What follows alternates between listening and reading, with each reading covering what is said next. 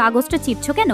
এটা শিরিন 1 সপ্তাহ ধরে প্রস্তুত করা চুক্তি। তুমি এটা কেন ছিঁড়ে ফেললে? তোমরা কি নিয়ে ঝগড়া করছো? বস দেখুন, শিরিনের সবকিছু ছিঁড়ে ফেলছে। নিজের বস্তু ঠিকমতো রাখতে পারো না, আবার অন্যজনকে দোষ দাও। একটি কাজও ঠিকমতো করতে পারো না। চলো আমরা যাই। বসের হাতে কেক।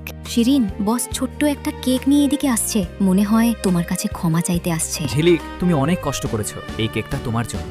ধন্যবাদ রুবেল। না না শিরিন, বস আসলে তোমার সাথে বেশি করছে বোধহয়। আমিও অবাক হয়ে যাচ্ছি। তুমি বসকে বলো আমি সিনেমা দেখতে যাব, তাতে বসের মন ভালো হয়ে যেতে পারে। এভাবে বলাটা কি ঠিক হবে? কি হয় পরে দেখা যাবে, চলো তো এখন। রুবেল, রুবেল শোনো, আমি আজকে সিনেমা দেখতে যাব, আমাকে নিয়ে চলো। না না, আমি যেতে পারবো না, আমার হাতে এখন সময় নেই। রুবেল, কাজ শেষ করে সিনেমা দেখতে যাব। ঠিক আছে শিরিন, তুমি লেখা শেষ করে ছুটি করবে। চলো। আমি শিরিনের সাথে বেশি করে ফেললাম না তো? কি হলো রুবেল? ঝিলিক, আমি সিনেমা দেখতে যাব না, তুমি যাও।